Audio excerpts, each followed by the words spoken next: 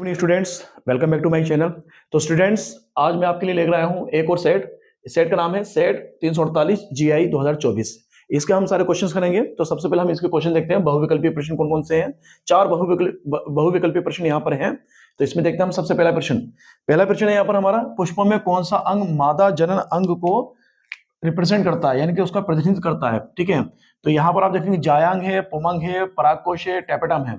ठीक है, तो यहाँ पर आप देखेंगे जो जायांग होता है ये एक मादा जनन अंग होता है। ठीक है, और पुमंग जो होते हैं और परागकोश होते हैं ये नर जनन अंग होते हैं, और टेपेटम जो होता है ये पोषण प्रदान करता है परागकण को। ठीक है, तो यहाँ पर जो राइट आंसर होगा आपका जायांग हो जाएगा। ठीक है, जायांग जो होता है वो मादा जनन भाग होता है पुष्प का। ठीक है, चलिए अगला क्वेश्चन देखते हैं हम यहाँ पर। पुरुष जनन तंत्र में कितने वृषण पाए जाते हैं। वृषण मतलब टेस्टिस। तो पुरुष जनन तंत्र में यानी पुरुष में कितनी टेस्टिस होती हैं। तो 2 टेस्टिस होती हैं जो शरीर के बाहर होती हैं टेम्परेचर को मेंटेन करने के लिए। ठीक है, जिससे कि शुक्राणु बन पाए। ठीक है, तो यहां पर आप देखेंगे वृषण यानी टेस्टिस यहाँ पर 2 होती हैं, यानी कि एक जोड़ा। तो यहाँ पर देखेंगे ऑप्शन है यहाँ पर हमारा एक जोड़ा, ये वाला दूसरा। तो हमारा ऑप्शन सही होगा हमारा दूसरा वाला, एक जोड़ा। ठीक है, तो ये सही हो जाएगा। इसके बाद में तीसरा क्वेश्चन है हमारा। तीसरा देखेंगे एमआरआई। एमआरआई का जो पूर्ण रूप लिखना हमें। एमआरआई मतलब जैसे आप देखो सीटी स्कैन एमआरआई करते हैं। ठीक है, तो उसकी फुल फॉर्म पूछ रहा है एमआरआई की। तो यहाँ पर देखेंगे एमआरआई की फुल फॉर्म, जैसे ये रखा है मेटाफेजिक रेजोनेंस इमेजिंग, ये भी नहीं है। Magnetic resonance imaging, yes, magnetic resonance imaging, ये जो है यहाँ पर हमारा एमआरआई की फुल फॉर्म है। बाकी का मैग्नेटिक रेजोनेंस इम्यूनिटी ये भी नहीं है। ठीक है, मेटाफेजिक रियो इमेजिंग ये भी नहीं है। तो राइट आंसर हमारा यहाँ पर सेकंड हो जाएगा, मैग्नेटिक रेजोनेंस इमेजिंग। ठीक है, ये वाला। तो चलिए अब हम यहाँ पर चौथा क्वेश्चन कराते हैं आपको। चौथा क्वेश्चन है हमारा, सिकल सेल एनीमिया रोग किस प्रकार के उत्परिवर्तन का उदाहरण है। तो यहाँ पर देखेंगे सिकल सेल एनीमिया, इसको हिंदी में कहते हैं दात्र कोशिका अरक्तता। ठीक है, ये क्वेश्चन मैं करा चुका हूँ, पहले सेट में करा चुका हूँ। उसमें अगर आपको देखना है उसमें डिटेल में थोड़ा समझाया मैंने आपको। ठीक है, तो उसमें राइट आंसर देखेंगे यहाँ पर। राइट आंसर होगा हमारा यहाँ पर बिंदु उत्परिवर्तन।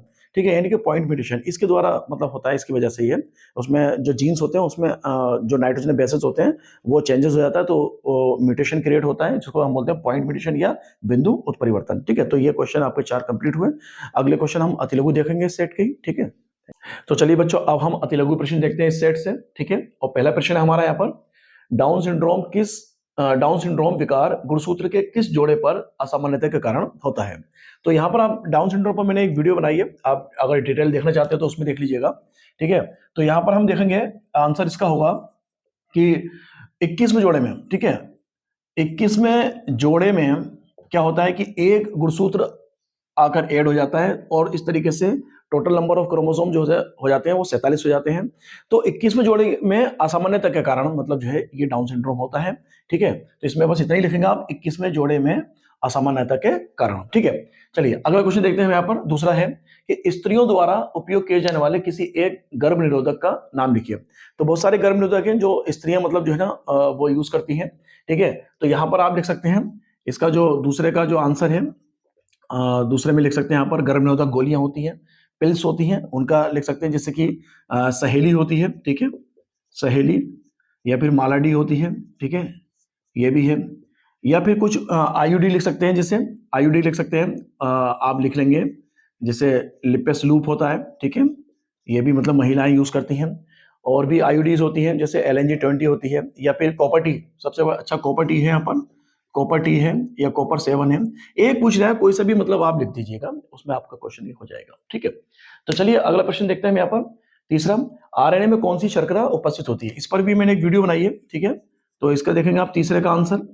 तो इस पर देखेंगे आरएनए में कौन सी शर्करा है। आरएनए में जो है वो मिलती है हमें राइबोज शर्करा। तो लिखेंगे आरएनए में कौन सी शुगर मिलती है हमें, राइबोज शुगर या राइबोज शर्करा। तो इसका आंसर ये हो जाएगा बस। ठीक है, राइबोज शुगर। फिर यहाँ पर चौथा प्रश्न है, नर युग्मकोद्भिद का विकास पुष्प के किस भाग में होता है। तो यहाँ पर आप देखेंगे चौथा आंसर की बात करेंगे यहाँ पर हम कि नर युग्मकोद्भिद। नर युग्मकोद्भिद का मतलब मेल गैमेटोफाइट।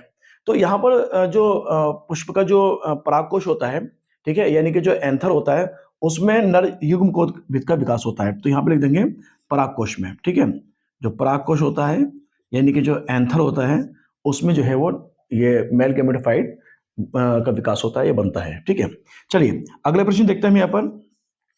अगला प्रश्न हमारा 5वां, वो है हमारा, नर जनन कोशिकाएं किस प्रकार के विभाजन के बाद शुक्राणुओं का निर्माण करती हैं। तो नर जनन कोशिकाएं, ठीक है, इनमें विभाजन होता है, वो होता है अर्धसूत्री विभाजन, ठीक है, या मियोसिस बोलते हैं उसको हम, ठीक है।